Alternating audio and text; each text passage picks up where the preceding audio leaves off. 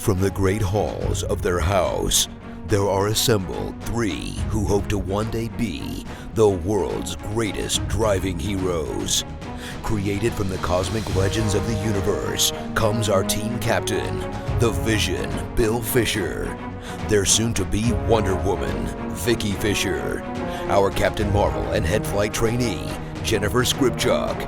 And our Batman, the master of tools, gadgets, and all things mechanical, our mild-mannered soon-to-be billionaire, Alan Danvers.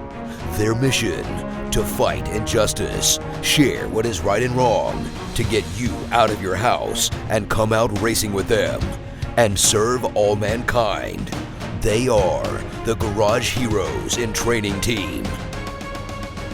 Welcome to the Garage Heroes in Training Podcast. I'm going to be one of the hosts for this episode. My name is Bill. Who else is hosting? I'm Vicki. You are. Miss Vicki, we have a guest. I hear. I know. She comes with the highest recommendation from a former podcast guest. We'll see. We'll see how that goes. She is currently drag racing and looking to try any kind of racing that she can get behind that makes her a better driver. Mm-hmm. And exactly right. I cannot wait to see how she does. And we've never talked about drag racing, so we're going to need to talk about that. Yeah. As they say in the horrible Fast and Furious movies, a quarter mile at a time. Anyway, welcome to the podcast. Okay, I'm out of here. Exactly. Welcome to the podcast, Rachel Thurow. Thank you so much for having me. Oh. So we do have a habit of drawing people in from other race disciplines. I've already started. I've already started rounded. laying down the groundwork for her. So yes, we will suck you deeper and deeper into the abyss. Yeah, that's fun. It is. So we do this podcast thing. We try to do the best we can. However, as Miss Vicki is more than happy to tell me, I'm horrible at introductions. So just in case I didn't cover stuff, brief introduction for you. It could be your family life, your racing life. It could be professional life. It could be, what's your favorite food? I don't really care. It's your intro. Sure. Okay. I'm Rachel Thurow. I love all sorts of cars, both domestics and imports. I've been into cars probably since I was about, I don't know, old enough to notice a car on the road. So let's just say 4 or 5, who knows? And I fell in love with Hondas in 2nd grade because my teacher's assistant, who I honestly didn't like, to be honest, but she had the cutest CRX. And I was just like, I don't know what that is, but I need one in my life. And unfortunately, I've still yet to get one. But I have pledged my allegiance toward Honda. So makes it's all a perfect endurance racing car. I'm just saying. We could solve this whole problem. Not a problem. So, so with your drag racing, what cars are you racing with? Is it something that looks like a car? Is it something that looks like somewhat of a funny car? Is it something that looks like a rail? Is it I know enough to get myself in trouble. I see that. I've actually been racing my 92 EG Civic. It's EG6. Oh. Yes. It's decorated with the Spoon Sports library. I'm crazy with about a what? What was it? Decorated with what? Spoon Sports librry. Okay. So it's got the half blue, half yellow with Spoon Sports on the side. Oh, I thought you said spoons and forks. It's basically a Japanese racing team. And so I decided to kind of honor them with that. Back in 2019, we went to the Japanese Classic Car Show in Long Beach. And my Civic was just teal. And I'm like, you know what? And the paint was just absolute crap. And so I'm like, we have to do something to make it stand out just a little bit. And so my husband's like, we could do like a Spoon Sports library on it. And he did the library himself. I helped, but I'm going to give him 99% of the credit on this one because it was hell on earth. It looks awesome, but it was not fun at all. But yeah, so that's what I race. It's got a B18 C1 in it. So it's got a GSR motor. It's all NA. It used to be turboed back in the day, but I didn't run it very much when it was turboed. It was a little dangerous. But now she's pretty much set up. She's still street legal, but she's definitely set up for drag racing and all the track events that I like to go to too. But yeah, I've been drag racing now for almost 4 years now. I think this is my 4th season. So I go to Sonoma Raceway.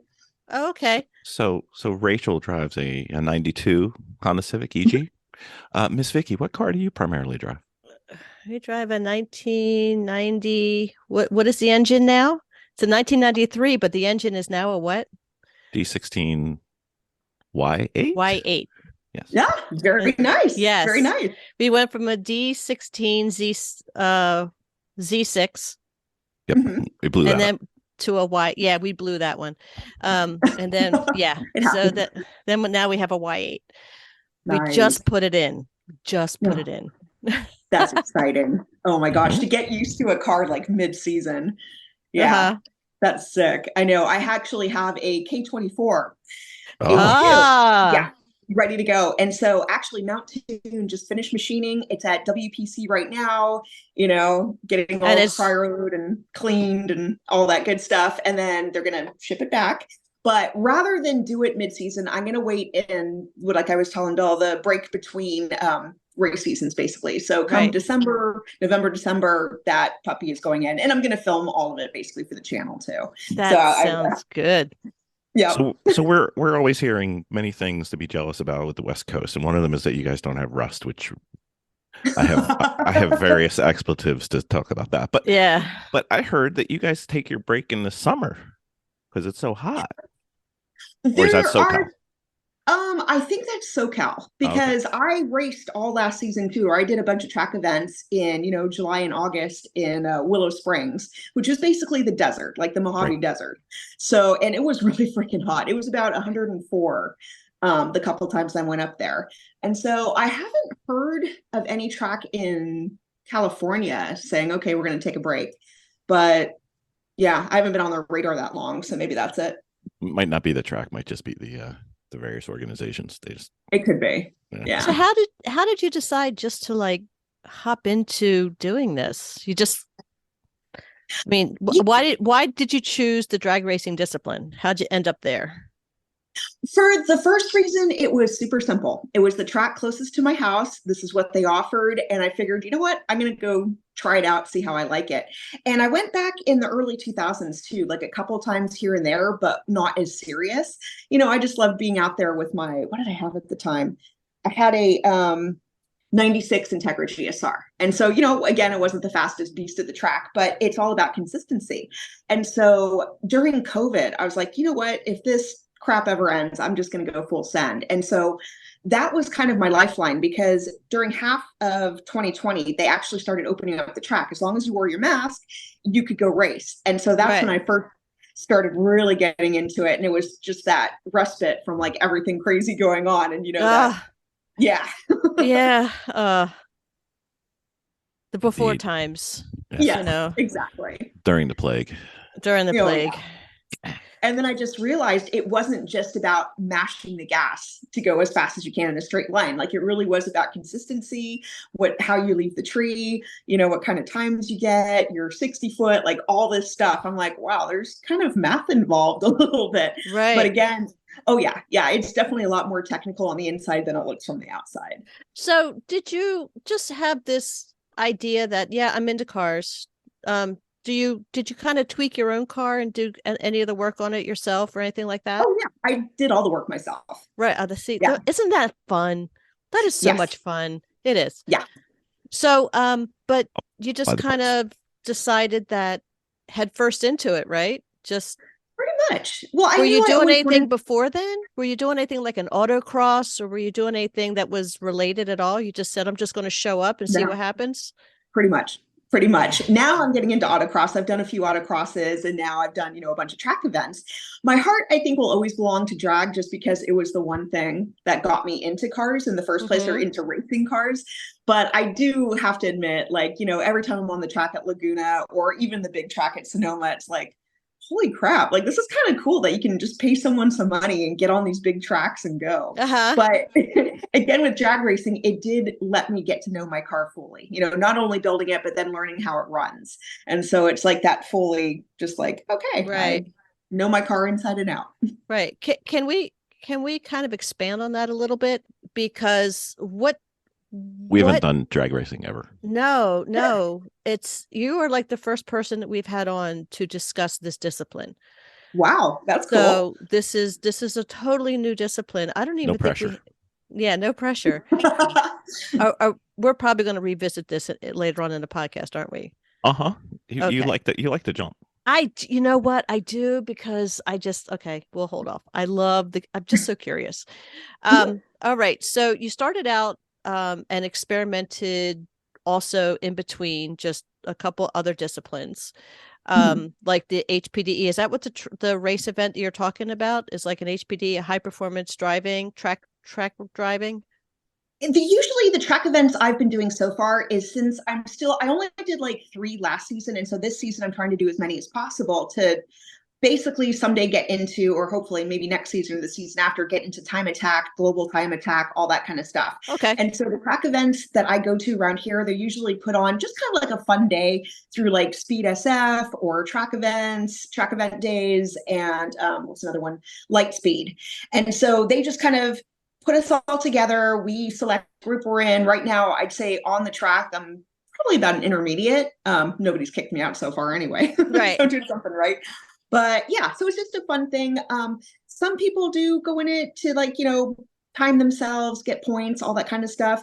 The only points I'm collecting right now are for drag racing. I don't really want to time myself on the big track until I know exactly that I'm giving it my all. Like, I know exactly my line. I know the pedal work. I'm kind of an engineer that way. I just kind of want to get it all the techniques down and then go for it. So we know a good podcast you should listen to. It's not ours, but it's a good podcast. Okay. So you started out you mentioned earlier, you started out in what car before your Honda? Well, I've had so many freaking Integras, and I've had 4 GSRs. I actually still have them right now, 98 Supersonic Blue. But the Integra I first ended up racing was a 96 GSR. That Christmas green, oh my God, it was horrible with the tan but I absolutely loved her, and she was a lot of fun. And then from there, I had an '01 taffeta white GSR that I actually turboed. So that was the first car that I actually went into the guts. Like, I did, AEM intakes on like all my Integras, but this was the first car that I'm just like got my hands dirty, put a turbo kit in it. It was the Drag Gen 2 turbo kit. Like, this was like years and years ago. But it was a lot of fun. And so ever since then, I was like, I just want to work on as many cars as I can. And, especially the imports are so easy to me. So are they? Oh my gosh. They are. I had the BMW. It literally took me a half a day just to get the plastic off, because I couldn't figure out how to get the plastic off the BMW. Yeah. Holy freaking. Yeah. I've had friends ask me to work on their like kind of European cars, and I'm like, too much plastic. I don't want to. There's a lot of plastic. There's a lot of plastic to get to. So, where do you see your where do you see the drag racing going? Are you kind of want to stay in that discipline pretty hard? I'm doing pretty good. So there's different categories of drag racing. So they have like sport street where you can race against, stick shift plus, automatics. There's like jackpot. There's a whole bunch of different categories, and I'm in gear jammers, which is only stick shift. And gear jammers. That's a good team name.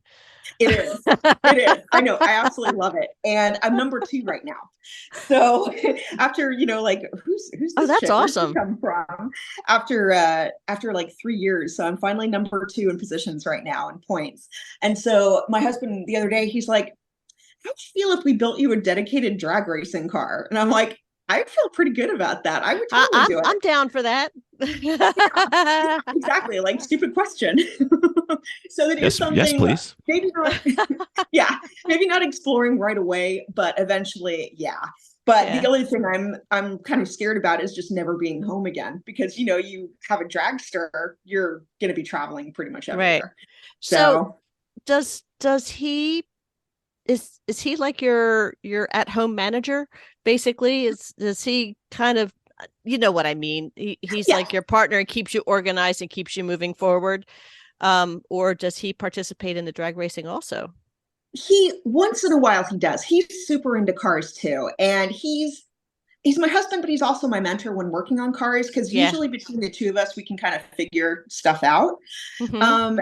He is actually very, very organized as well. but it's kind of also a thing of, well, do you think we could do this race? Well, I don't know. Let's put our heads together, So I guess it's a really He's your good partner. partnership. Your husband is your partner. I mean, there is, here's your husband, here's my husband. And then you have a husband who's, your partner. Oh, Bill yeah. and I, my husband here has Peter Pan syndrome. So we do a lot of playing I together. can hear you. So I'm still here. Yeah, I'm still here. No, but it's nice that you can you have somebody to play with. You play with your husband. Exactly. And he's so super supportive. People come up to him and go, what do you think about your wife racing? He's like, oh, I think it's the coolest thing in the world. Yeah. They're like, oh, would you rather be out there? He's like, oh, hell no. I like watching her. Yeah. And so he's really good with taking pictures and videos. And he's also like the Instagram husband. So yeah. I won the jackpot when it came to him. Oh, that's awesome. That is awesome. Nope, I did. So when you get out, first of all, how many women pretty much are in the drag racing that you're doing? Do you make friends? Do you have a couple of them? You know what's funny? There's not a whole lot of them. I personally don't know any professional women dragsters. At Sonoma, there's maybe one that shows up for Gear Jammers, and there's a couple in high school. But what's really, really cool is there's a set of twin girls, and they're about to turn 17, but they've been at the track with their dad since they were like babies. Their dad races in Jackpot. He's got like this souped up Camaro. It's really sick. And about 3 or 4 years ago, I would notice them at the track, and they'd wear their dad's colors and all that. And so I started waving to them because I noticed they would just kind of watch me. And then finally we got to talking, and then they friended me on Instagram, and they're like, we love watching you race. And so it's so cute because even when they can't come on a Wednesday night because they're doing track, they're like super busy, like all teenagers are these days. They'll send me texts through Instagram. We saw that. That was a good light. You cut a good light. Like they know everything about right. Like, oh yeah, they're going to be kicking ass. They already have they're ready. Oh yeah, they already have their license. They're building their car right now. Like next year, it's on. I love that. So what do you tell yourself when you're out there and you're behind the wheel getting ready to punch it? Do you kind of, what do you say to yourself to kind of what's the right word, to kind of juice yourself up? Myself up, or rev yourself up. Okay, well, the funny part is we have a core group of Gear Jammers out there that we're very, very close friends, and we've all kind of like gone to the top of the heap, so to speak. And so we're like number 1 through 7. And so it's hilarious because we usually line up behind each other so we don't take each other out right away. And so we take out all, pardon me, the noobs and, all the people that maybe come once in a while. And then we usually race each other and then see who the winner is. And so when I'm racing someone I don't know, I'm actually not nervous because I have no idea how they drive. And so I'm like, the best I can do is just drive to the best of my abilities. If I win, I win. If I don't, hey, who cares? The only time I'm like in my head is when someone has pissed me off at the track. Like once in a while, someone won't know who I am and they'll just be like, oh, we're racing a girl, blah, blah, blah. And they'll look over and I'll kind of look over at them and smile like, hey man, what's up? And they'll just kind of like mean mug me or like rev. And I'm like, okay, you're going down. All right. So you're on. It's on. Exactly. And so that's when I enjoy it. And I usually record all my runs down the strip. And when I see the light come on, especially against those, I don't post them because I swear like a MF in them. Yeah. You hop out of your car, do a little dance. Exactly. I'm like, that's a little thing. But when I'm racing one of my friends, I'm just kind of like, because we're both so happy if the other person wins. Yes. And so, and so that's what it is. And it's like, we get prizes or, like trophies or whatever, and it's cute, but it's just fun. It's not so much about the prizes. It's about just going out and having fun and playing. Exactly. And hanging out. Best part of racing is the people. That's right. Yeah, race people. Absolutely. We always say that race people are the best people. Oh, they really are. It's like you need a tool. They are right there. They're like, oh, I brought my jack with you. Do you need the jack? And I'm like, no, I'm good. Yeah. I find that a lot coming across some of these race series is that they just want to see you succeed as much as they'd rather have you on the track to play than having you in the pit. Oh yeah, Absolutely. Absolutely. I've met so many good people. And that's the thing I also kind of like, it's weird because drag racing, nobody really notices drag racing. You get out on a track and people all of a sudden like, oh, who's that person? And it was only when I started going on like Laguna, Sears, or I keep calling it Sears Point, Sonoma Raceway, Thunder Hill, then all of a sudden, like mom and pop shops were like, we'd like to sponsor you. We'd like to give you some tires. We'd like to give you this. We'd like to machine your engine, and I was like, oh my God. And also, I noticed with Instagram, it's really, really funny. If you get a couple of big names to follow you, all of a sudden the other big names see those names. They're like, oh, well, there must be something about her. That's kind of cool. And then they start following you. And then all of a sudden you get all this attention. And so it kind of snowballs. And I wish in a way I was a little bit younger so I could like know that I had at least, I don't know, 50 more years ahead of me. Right, right. Like, it is what it is. And you get started when you get started and, life's supposed to go how it's supposed to go. But it's been nothing but nice. And I know that I've had some of my friends back in the day get made fun of, some of my women friends for like being into cars. And I used to tone it down and not play stupid, but just kind of like not say a whole much.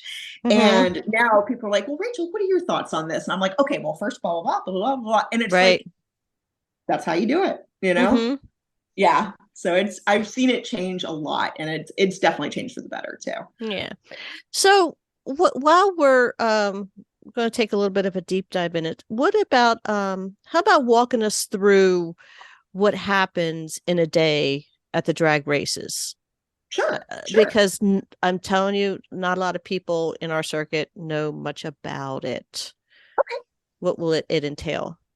Yeah, no problem. Okay, so for my car, at least, I swap out the two front tires. So I run 660s, a Zini 660s right now, but I swap on my Mickey Thompsons. And so it's drag radials, not slicks, so I can still actually drive to the track. And so basically when you get there, now it's $40 to race, which kind of sucks. I remember back when it was like $15 or $20 to race for the night. So you pay your $40. Inflation. Yeah, inflation. So you don't want to know about the endurance racing then. It's not $40. All right. It's crazy. I know. And then, so they basically have different lanes for all the categories. And so, you find your little lane and, from then I just kind of like catch up with my friends and we talk, see how everything's going. And then I air down my tires. And so I usually air down my tire pressures in front to about 19 or 20, just to begin, because by the end of the night, it's going to be cold and then you'll want to air down even more. So that's kind of like the first thing I do. And then, so when they start calling us to the line, we basically just kind of line up 2 by 2. You look over like, okay, that's who I'm racing, even though you're not technically racing that person, you're just racing yourself, but whatever. And so you go into the light box. And so, well, first you do a burnout if that's kind of your thing. Sometimes I do, sometimes I don't. And so you go up to where the light beams are. And so you break the beams. And so that goes the 2 yellows at the top of the Christmas tree. And you wait until the other person does it as well. And then you basically just either kind of rev up slightly, get your RPMs up a little bit, or just go off the light like you're leaving a stop sign. It doesn't matter. And as soon as you're supposed to leave on, let's see, 1, 2, the second yellow light, right before or during the third yellow light comes on. And so that's how you get your reaction time, your RT. And obviously the best possible RT is 00 or 000. So 0.000. So the best I've gotten so far is 001, which is, pretty cool. The other day I got podcast over. Yeah. We need 000, so we're not talking anymore. Some people can get them because maybe they have like launch control or something like that. I don't have anything like that in my car yet. But I have gotten a couple of 002s, which I'm pretty proud of too. You get a couple of stickers and a $2 bill for that. So it's like, oh, hey. But anyway, so once you're off and down the track, you just basically, you're jamming, you're trying to get there as fast as possible. And then if it's a time elim, you're going to wait and see if the light on your side comes on or if it comes on their side. And so if it comes on your side, you won. If it comes out on their side, you're done for the night. Right. And so we usually start about 3:30 or 4 and then run and then elims start at 7 p.m. So you get a whole bunch of practice races or times down the drag strip we usually get maybe about 3 or 4, and then you have to put your time on the car that you think, that you can get as close to as possible. And so that's the whole thing. That's why we write the number on the car. Like, let's say I've been hitting, I don't know, 15 4 or 15 twos consistently, then maybe I'll put like 15-1. And then obviously you don't want to break out. That means going faster than what the time is on your car. That's an automatic loss. You don't want to get too far away from your time either. If you're trying to be like a little conservative and go, oh, well, I'm going to slow down. If you get a little bit too far ahead from your time, that means the other guy probably won too. Okay. So, all right. Now, are these basically stock vehicles, or I mean, what is anything added to the vehicles to do the drag racing, or are they just pretty much stock? There's some people that show up in stock cars. There's some people that show up in like not quite funny cars, but they definitely have something going on. One of my friends races his Challenger. It's a Hellcat, but he also has a nitrous. And so he runs that. I'm NA, so I'm just, what you see is what you get. But yeah, I'd say the majority on Wednesday nights is probably just people showing up in their daily drivers and having fun. Okay. All right. Yeah. And they do have events where, more people like show up from like Sacramento, from Redding, from all those places. And they do have like the actual dragsters and, the long skinny wheel ones and all that kind of crazy stuff too. So there are events like that. Right now, I just kind of prefer the Wednesday nights. It's a little bit more like friendly and we all look forward to seeing each other. Mm-hmm. So would that be what people call bracket racing for what you're doing? Yeah, that's exactly it. Yeah, it's another name for it. Yeah, bracket racing and drag racing. Okay, that's kind of cool. They actually have that for tracks. Certain tracks will have track bracket events, we haven't done one yet, but our friend Glenn does them pretty much anytime he can, and he's a beast. But he apparently is the second place beast every single time. So Glenn, you're coming on the podcast if you ever win one of those. No pressure. No pressure. That's awesome. That's right. It's all in good fun. So go ahead. You go ahead, Bill. I'm sorry. So when we go to a race, granted, we're going to be racing for, 14 to many, many more hours for a weekend plus practice and all kinds of fun stuff. And we tend to, let's see, is it lack of preparation, lack of skill, whatever, the cars break. So we bring lots of stuff. We bring lots of spares. We bring lots of tools. We bring a full kitchen. We bring more tires than you can shake a stick at, because I'm anal about having tires. And so you switch your front tires and drive it, and that's it? You're good to go? Or is there other stuff that you'd... Pretty much. As far as that, like if it's an actual track date, then I'll bring another set of tires, and I'll bring this big box, tools, air compressor, like anything I might need, a chair, all that kind of stuff. And then I set up. But for drag racing, I pretty much just swap the Mickey Thompsons on. I bring my Milwaukee air compressor to air them up at the end of the night, and you're looking at it. Yeah, a little tool bag, but yeah. So why not bring a jack and change tires at the track? Just it boggles me a little bit, especially with the roads around here. Well, the thing about drag racing is they don't really have sections. Like once you're in line, you may not be back in that space, and so there's not like an area you pull off of and have all your stuff at. And it's a lot easier at a track event because you do have like a bay you can work out of, or like a parking spot. And so it's just a little harder to bring a lot more stuff. And so when I drag race, I have my tool bag and my air compressor in the car. Really? They're little, so it doesn't add that much weight. It's no big deal. But that wouldn't go over well. No. Okay. Oh yeah, I would never race with anything in the car like on track. So yeah. Do people cart their cars in? Do they trailer their cars in, or is yours trailered in, or do you drive yours in? No, I drive mine in. It's, she's such a good little car, and I just have to drive a little bit more careful because it feels weird with the drag radials on. Yeah. But I mean, I'm so used to it at this point that it doesn't matter to me. But yeah, there's at least, I want to say 10 other cars that actually trailer theirs in. And they're normally kind of like either the drift cars, because they do drift and drags on Wednesday nights. So they're usually the drifters, But yeah, there's some heavy duty, like full blown dragsters that come out too.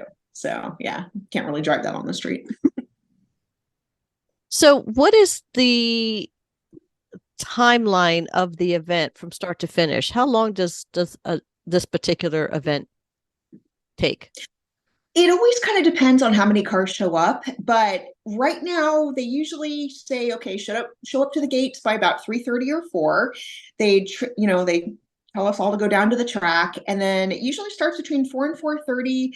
And I'd say the final race, by the time elims start by 7, I'd say it ends between 9:45 and 10. Technically, they are supposed to end by 10 because noise ordinance and all that kind of stuff. So yeah, so there's been a couple of times where there's been so many cars that they have actually had to do elims from the previous week, the following week, but luckily that didn't happen like a whole lot. So yeah. So I think we're going to make Vicki very sad with your answer to this question. So what's involved with prepping, like before the event and then after the event? What do you have to do to your car to make it, drag race ready? Oh, for drag racing? Honestly, since I'm not that hard on my car, there's not a whole lot. Obviously, I'll check the fluids, check to make sure, my Mickey Thompsons are doing okay, the rear tires are doing okay. Sometimes I don't even like give it a bath, like clean the car because she's going to get dirty out there anyway. But yeah, that's just kind of basically what I do. And then when I go home, I'll again check the oil, check everything. I do a lot more of checking the fluids when I'm having like a track event day. But drag racing, since I'd say the most runs I've ever gotten has been like 10. And so while it's hard on the car, like you're beaten on it for that time anyway, like 14 and a half seconds. It's not enough to be like, oh God, I don't know if I can drive this car home, or if, there's other stuff I should be doing. So. Almost is this car 2 minutes? Is this car one of your daily drivers, or you just kind of leave it for light driving?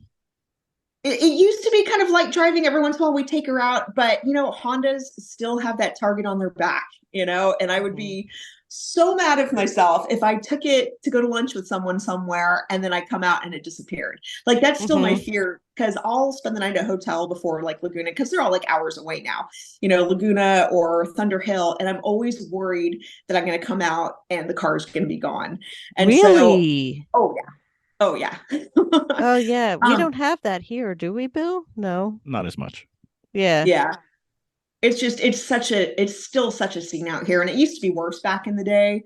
But I'm still got that in the back of my mind. So my daily driver is actually an AP2, a triple black S2000. So it's not like I'm hurting for fun vehicles to drive. Right. We're doing something wrong. I want an S2000. Vicki will yell at me if I buy any more cars. It's a driver's car, man. You have to concentrate driving it. You can't just zone out. And that's what I absolutely love about it. Because you'll take a corner at like 20 and all of a sudden the back fishtails out. And you're like, what the hell are you doing? You're doing it right. That's what you're doing. Yeah, exactly. And it's interesting. So at your events that you're going to during the week, how many levels are there? Are there multiple levels, multiple classes, I guess? I'm not sure. Oh, yeah. Yeah. There's usually about at least 4 classes where the beginning, it's like the novice group, and then you have the intermediate or low intermediate and then intermediate. And then they usually have like the advanced and, the people who are like teaching at the event where they can go. And so I've taken rides during the advanced group, and man, they're good. Yeah. So I'm not quite at that level yet. Yeah. I grew up about, I don't know, maybe 8 air miles from Englishtown, where they used to have the summer nationals. So yes, it was very good to have a friend of the family who was the police chief for that town, and I used to get tickets for whatever I wanted. It was awesome. So that's so let's set the hook a little bit deeper, shall we? Let's talk about getting you into other forms of racing. What looks appealing to you? What's that little scratch inside your brain saying, I would like to try rally. Sky has been trying to get me to do there's no doubt. Rally. I can just see that. There's no doubt about that. That would be a lot of fun. And she's always like, can you come up? Can you come up? I'm like, girl, I can't come up. Well, the problem is right now, I just don't have a car set up for it. And she's like, oh, just take out the Civic. I'm like, I'm not driving the Civic on a dirt road. Like, are you insane? No, I put way too much money into it.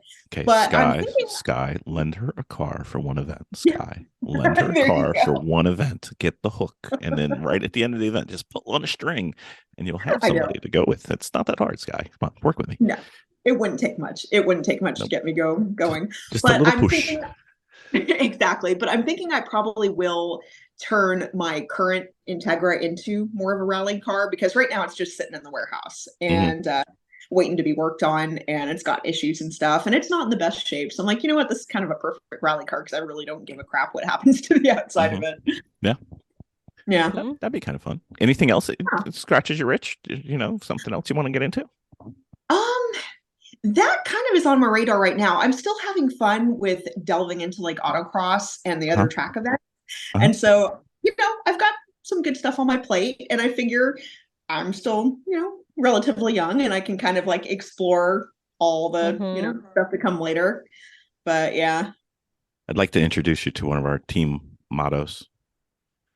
Why be or when and is so much more fun? That's exactly right. That's exactly right.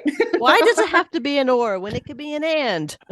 So much more fun. What's funny is I'm an actor, and so that was actually one of our exercises in improv. It's like, okay, and like they give you yes, something and. to work off of.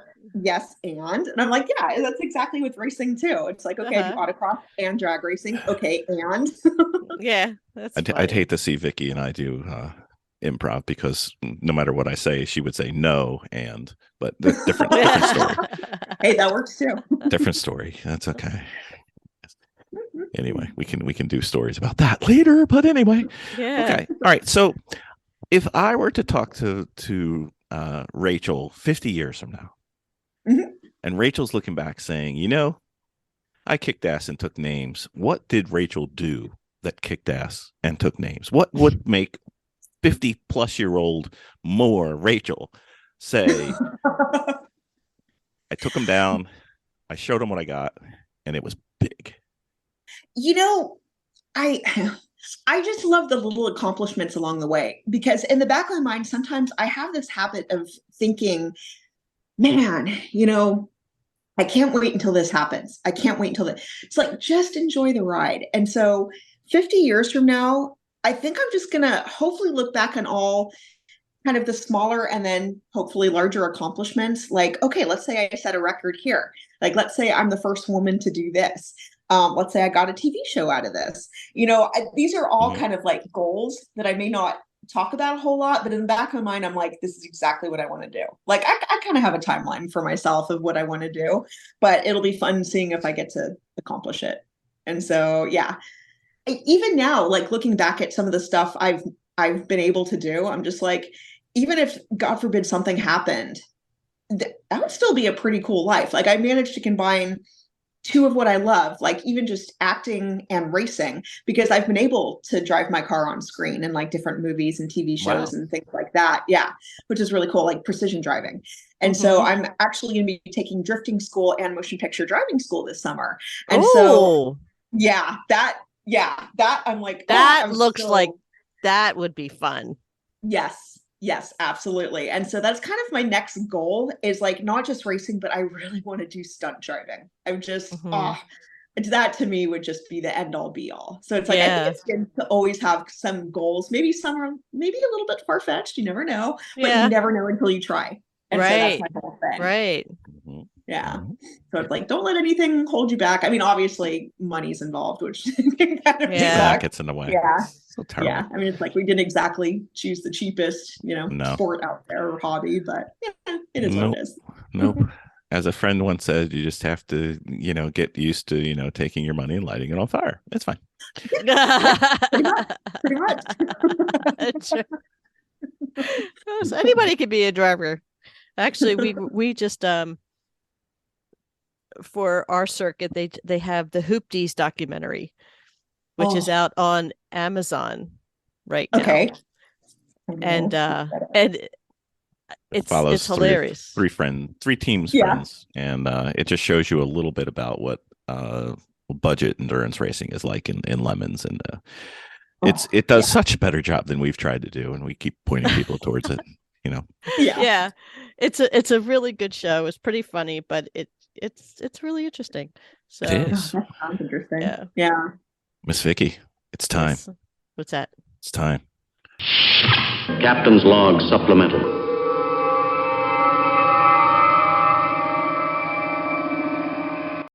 Miss Vicki, Yes, sir. you know what? What? I've been thinking about this Sentinel system. Yeah. Tell me about the Sentinel system. So what I was thinking was we have the one car that's got the aim dash that's slowing us down, Mm-hmm. because installing the aim dash is actually, it probably is easy, but it's quite hard the first time. And we haven't figured that out yet. The Sentinel system is really easy to set up. So what I was thinking was, why don't we put it in the Lemons car, and we'll worry about the aim data information separately, and we'll kind of break it down into a project, because then we'd have the motorsports video system that we really, really want, and we'd be able to stream it. We just won't have the data inside, but we have the data outside, so we can combine them later. But I think that's a really good solution. So what does this Sentinel system do?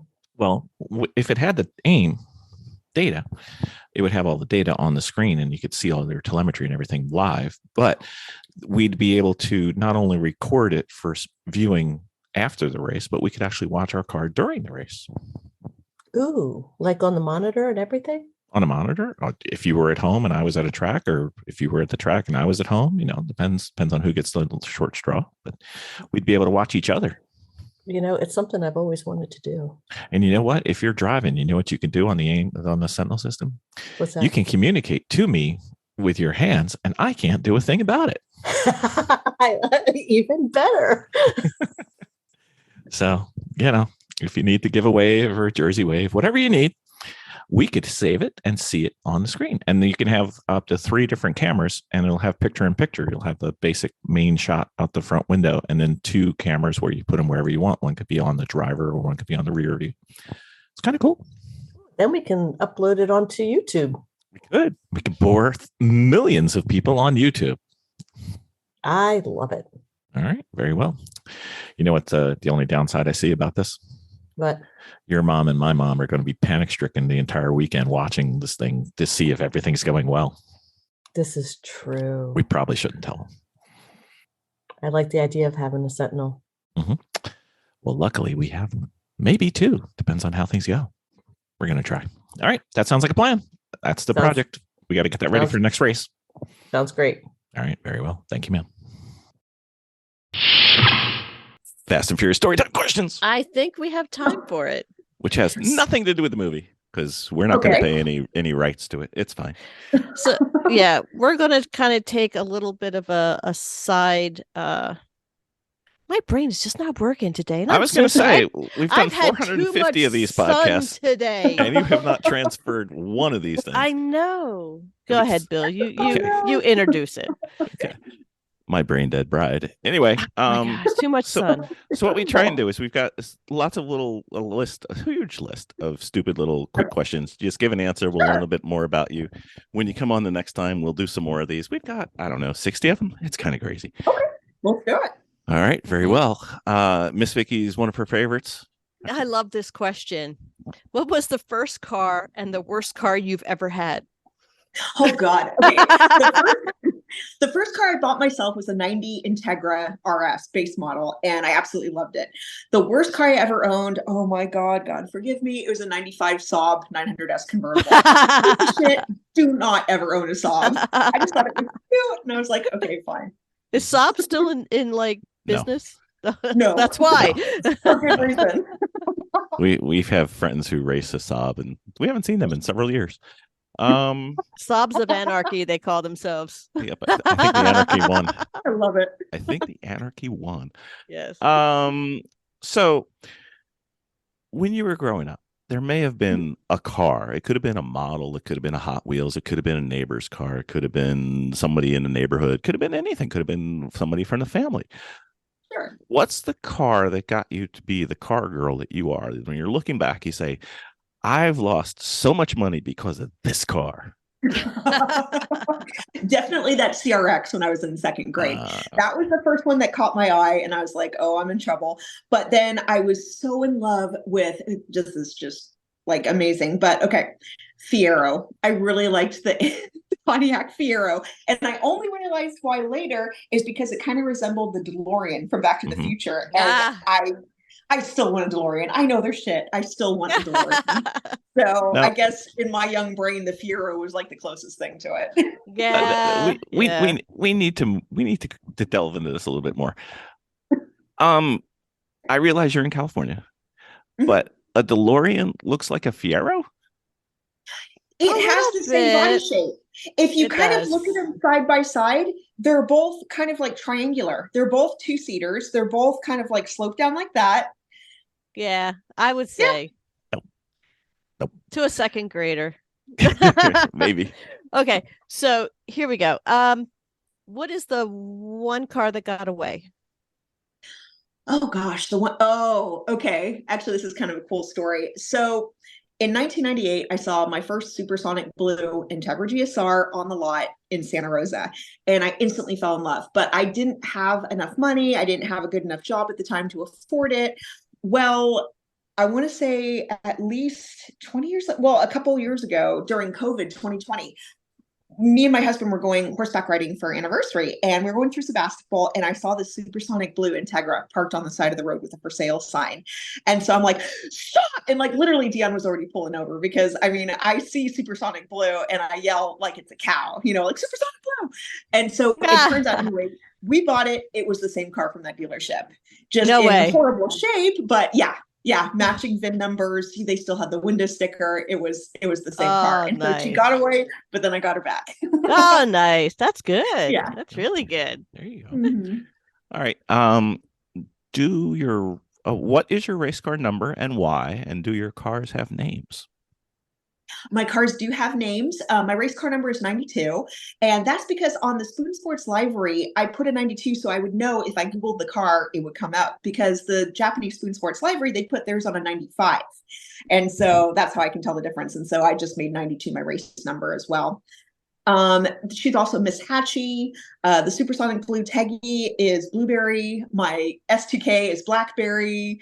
And what do I call my FJ? iPhone? The pig. She's just a pig. That's okay. Miss Vicki? Yeah. Go ahead. Ask another one because I'm still going through. You've had What? some new. I did add some new ones, and you're did. whiting them out, which is I am. annoying. Some of me, them are just that's okay. weird. They're fantastic. I'm going to ask the one she just whited out. What is your favorite Saturday Night Live character or actor? Oh God, Chris Farley, hands down. I will always love Chris Farley.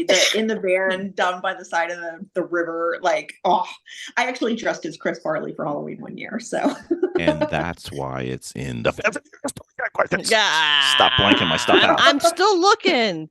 I didn't see. Wow. All right, fine. I made the questions up. I'm going to ahead. ask them again.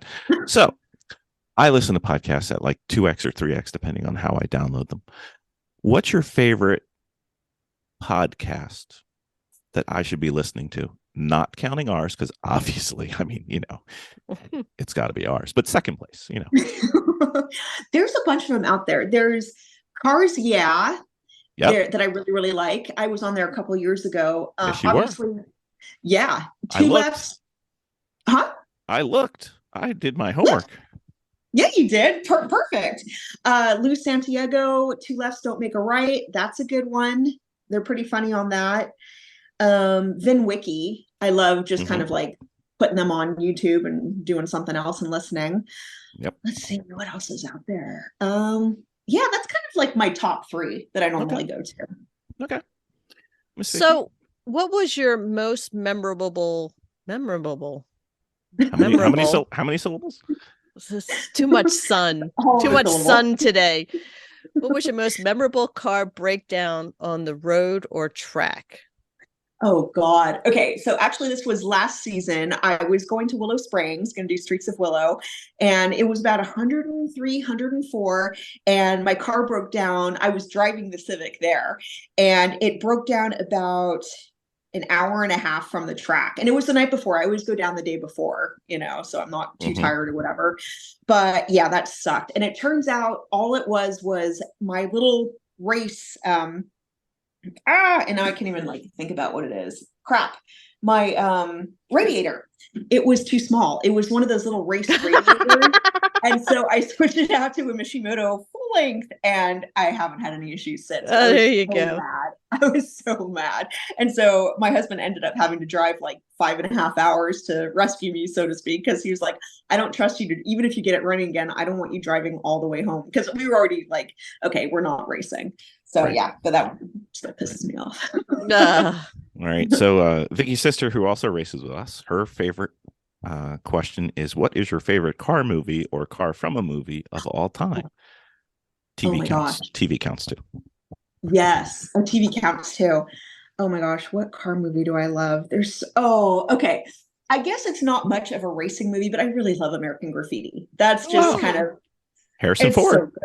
Yeah. Mm-hmm. Yeah. Harrison Ford and all those guys is just, oh my God, it was so crazy cool. And then since we live kind of near Petaluma, that's literally where American Graffiti was filmed, there and in San Rafael, which is, another half hour away. And so they usually have a big show every year, and some of the stars still come out. And so that's fun.